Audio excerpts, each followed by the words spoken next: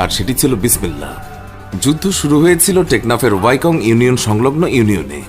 এখানে নাফ নদীর একটি বাঁকের সামনে প্রথম গুলিছোড়া শুরু করে বিডিআর। মিয়ানমারে থাকা বাংলাদেশি গোয়েন্দারা সৈন্যদেরকে নানান রকম ক্ষয়ক্ষতির খবর নিয়ে আসে। বাঁধ নির্মাণের শ্রমিক সহ মিয়ানমারের প্রায় 600 সৈন্য নিহত হয় এই আক্রমণে। अस्सलामुअलैकुम व्यूअर्स, मैं हूं एहसान खान और आप देख रहे हैं हमारा यूट्यूब चैनल एहसान रिएक्शन विद एहसान।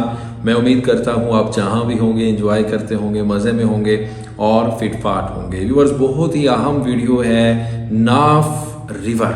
ये आपको याद होगा ये कैसी जगह है, कैसा दरिया है, कैसा रिवर है नाफ रिवर। इसके ऊपर एक जंग भी हो चुकी है बांग्लादेश और म्यांमार के दरमियान, ये नाफ रिवर के मामले के ऊपर, इशू के ऊपर। अच्छा, ये जो नाफ रिवर है ना, मैं आपको ज़रा बता देता हूँ उसके बारे में। ये एक बॉर्डर लाइन ही समझ लें इसको, यानी ये एक ऐसा हिस्सा है नाफ जो रिवर है, ये ना ही बांग्लादेश इसको इस्तेमाल कर सकता है, इसके ऊपर कोई चीज़ बना सकता है, और ना ही म्यांमार इसके ऊपर कोई भी काम कर सकता है। क्योंकि जब पार्टीशन हुई थी पाकिस्तान और इंडिया की, तो पाकिस्तान और बांग्लादेश एक ही तो थे, तो तब एक एग्रीमेंट हुआ था।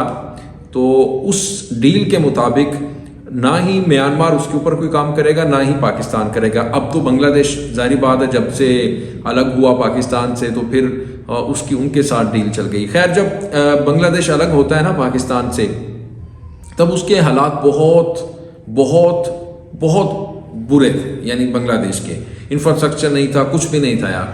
लेकिन फिर उन्होंने फ़ायदा उठाया, म्यांमार के लोगों ने ना, म्यांमार की जनता ने। उन्होंने किया क्या कि जो नाफ के ऊपर, रिवर के ऊपर डैम बनाना शुरू कर दिए। 10 के करीब उन्होंने छोटे छोटे डैम बनाए। लेकिन फिर उन्होंने एक ऐलान किया कि हम एक बड़ा डैम चाइना की मदद से बना रहे हैं। यानी कि ऐसा बड़ा 11वां जो डैम था ना, बड़ा डैम बनाएंगे जिससे बांग्लादेश में जब चाहें वो पानी छोड़ सकते थे। यानी जो चिटागोंग का एरिया है वो सारे का सारा डूब जाता था पानी की वजह से। लेकिन फिर बांग्लादेश ने सोचा कि इनको शटअप कॉल देना बनती है और ये ज्यादती कर रहे हैं, नाइंसाफ़ी कर रहे हैं, जबकि वहाँ पर वो कुछ भी नहीं बना सकते। एक मुआहदे के मुताबिक, एक डील के मुताबिक, जो अग्रीमेंट साइन हुआ था उसके मुताबिक। फिर बांग्लादेश की आर्मी अगर उसके ऊपर हमला करती या उनको जवाब देती तो वो भी ठीक नहीं था। बांग्लादेश ने एक लेटर, चिट्ठी लिखी म्यांमार को कि आप ऐसा ना करें तो हम इसका जवाब देंगे। लेकिन उन्होंने बहुत ही बुरे अल्फाज में गाली देकर उसका जवाब दिया। लेकिन फिर बांग्लादेश हुकूमत की तरफ से भी गाली का जवाब गाली से, यानी ईंट का जवाब पत्थर से दिया गया। लेकिन फिर बांग्लादेश ने ये आपस में ये किया कि वो चाहते थे कि अगर हमारी आर्मी करेगी अटैक इस नाफ रिवर के ऊपर तो लोग क्या कहेंगे, यानी दुनिया में मैसेज क्या जाएगा कि बांग्लादेश जंग चाहता है। बांग्लादेश ने हमला कर दिया, अटैक कर दिया। फिर बांग्लादेश की जो बीजीपी फोर्स है ना, बॉर्डर गार्ड फोर्स, उसने जब हमला किया तो फिर लोगों को ये बहाना नहीं होगा, लोग इसके ऊपर कोई सवाल नहीं उठा सकेंगे कि देखें जी ये तो बीजीबी है, बांग्लादेश बॉर्डर गार्ड फोर्स है ना, ये गोला बारी बॉर्डर के ऊपर होता ही रहता है, तो इसका कोई बड़ा इतना इशू क्रिएट नहीं होगा दुनिया भर में। तो फिर बांग्लादेश बॉर्डर गार्ड ने दोपहर को हमला किया उनके ऊपर। उनके पास 25,000 जवान थे, आर्मी के लोग थे, और कुछ आपको पता है कि बनाने वाले इंजीनियर्स थे जो नाफ रिवर के ऊपर डैम बना रहे थे। तो बांग्लादेश ने अमूमन ये होता है कि दिन सुबह या रात को हमला होता है, लेकिन बांग्लादेश की जो बॉर्डर गार्ड फोर्स है उसने दिन में हमला कर दिया नाफ रिवर के ऊपर। और फिर ऐसा हमला किया, उनके सैकड़ों हज़ारों जो सोल्जर्स थे, सिपाही थे, या उनके ऊपर काम करने वाले लोग थे, मारे गए और कुछ दौड़ गए दुम दबाकर, डर के मारे में, वही काम छोड़कर। फिर इस डर से जो म्यांमार की हुकूमत थी, उसने बांग्लादेश को कहा कि रब्ता किया बांग्लादेश के साथ कि हम आपके साथ ना मुआहदा करते हैं, एग्रीमेंट करते हैं कि हम इसके ऊपर अब काम मज़ीद नहीं करेंगे। तो फिर खैर वो दौड़ गए, वो काम उन्होंने नहीं किया। उसके बाद उनकी आपस में सुलह हो गई।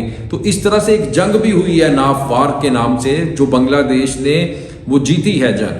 और किस तरह से कब्जा छुड़ाया, यानी बांग्लादेश की बीजीपी फोर्स की जितनी भी तारीफ की जाए वो कम है। और किस तरह से ये अपनी जगह लेना जानते हैं, अपनी ज़मीन का टुकड़ा किसी को किस तरह से उसके ऊपर से कब्जा छुड़ाया, ये दुनिया, इसके ऊपर इतिहास है, एक तारीख है, उसको कोई नहीं झुटला सकता, भुला सकता।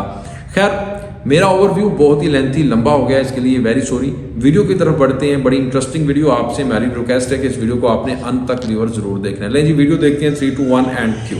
1966 সালে সীমান্ত নিষ্পত্তিকরণের সময় তৎকালীন পাকিস্তান এবং বার্মা সরকার একটি চুক্তিতে উপনীত হয়।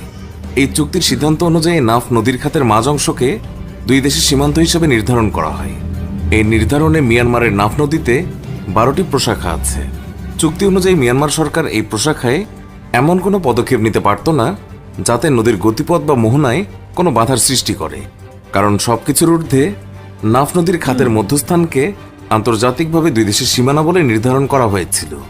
মিয়ানমার সরকার এই চুক্তি অগ্রাহ্য করে 12টির মধ্যে 11টিতেই বাঁধ নির্মাণ করে, যার ফলে নাফ নদীর মোহনা পরিবর্তিত হয়ে বাংলাদেশের দিকে সরে আসে। এতে করে বাংলাদেশ প্রায় 2500 একর ভূখণ্ড হারিয়ে ফেলে। 2000 সালের শেষ শাখাতেও মিয়ানমার বাদ দিতে চাইলে দুই দেশের সীমান্তরক্ষী বাহিনীর মধ্যে বাদানুবাদের সূত্রপাত হয়। কয়েক দফা দুই দেশের মধ্যে অকথ্য ভাষায় চিঠি চালাচালিও হয়। মিয়ানমার পরিকল্পিত এই বাঁধ যদি নির্মাণ হয়ে যায় তাহলে নাফ নদীর যে অংশে বাংলাদেশ আছে সেই অংশে ভাঙনের সৃষ্টি হতো, আর সেই ভাঙন বিলীন করে দিত টেকনাফ শহরের অস্তিত্ব। 1999 সালে কূটনৈতিক আলোচনার মাধ্যমে এই সমস্যার সমাধান করার চেষ্টা করা হয়, কিন্তু যখন আলোচনার সব রাস্তা বন্ধ হয়ে যায় তখন জোর প্রয়োগের মাধ্যমে এই বাঁধ নির্মাণ পরিকল্পনা ভেস্তে দেয়া ছাড়া আর কোনো উপায় ছিল না।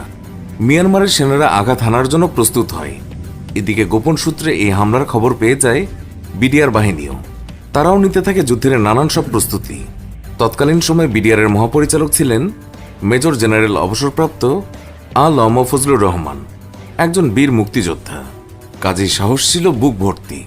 মিয়ানমারের পক্ষ থেকে যখন অপমানজনক ভাষায় চিঠি এসেছিল বিডিআরের কাছে, তিনিও তখন সৌজন্যতার ধার না ধরে কড়া ভাষায় জবাব দিয়েছিলেন, কারণ তিনি জানতেন অসভ্যদের সাথে খেলতে হলে তাদের মতোই হতে হয়। কোড ওয়ার্ডটি ছিল অতি সরল একটি ওয়ার্ড, আর সেটি ছিল বিসমিল্লাহ। যুদ্ধ শুরু হয়েছিল টেকনাফের ওয়াইকং ইউনিয়ন সংলগ্ন ইউনিয়নে। এখানে নাফ নদীর একটি বাঁকের সামনে প্রথম গুলি ছোড়া শুরু করে বিডিআর। এটি ছিল একটি আক্রমণাত্মক এঙ্গেজমেন্ট। দেশি বিদেশি সকল চ্যানেল খুবই গুরুত্বের সাথে এই নিউজটি প্রকাশ করে। যুদ্ধ শুরুর কিছুক্ষণের মধ্যেই জয় পরাজয়ের সিদ্ধান্ত স্পষ্ট হতে থাকল। বাংলাদেশকে একটা বড়সড় ধাক্কা দিতে রেঙ্গুনে বসে মিয়ানমারের সেনারা তারা যে ছক ছিল তা সীমান্তে এসে পরিষ্কার হয়ে গিয়েছিল। মিয়ানমারে থাকা বাংলাদেশি গোয়েন্দারা সৈন্যদেরকে নানান রকম ক্ষয়ক্ষতির খবর নিয়ে আসে। বাঁধ নির্মাণের শ্রমিক সহ মিয়ানমারের প্রায় 600 সৈন্য নিহত হয় এই আক্রমণে।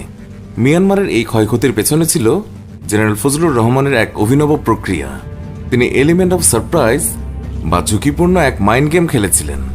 তিনি ইচ্ছে করেই দুপুরকে আক্রমণের সময় হিসেবে নির্ধারণ করেন। সাধারণত আক্রমণের জন্য সকাল অথবা রাতকে নির্ধারণ করা হয়।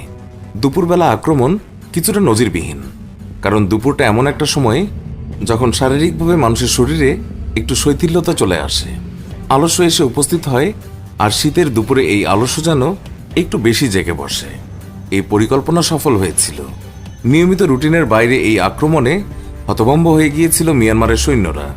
অথচ মিয়ানমারের মোট সৈন্য সংখ্যা ছিল প্রায় 25,000, আর বাংলাদেশের সৈন্য সংখ্যা ছিল মাত্র 2,500।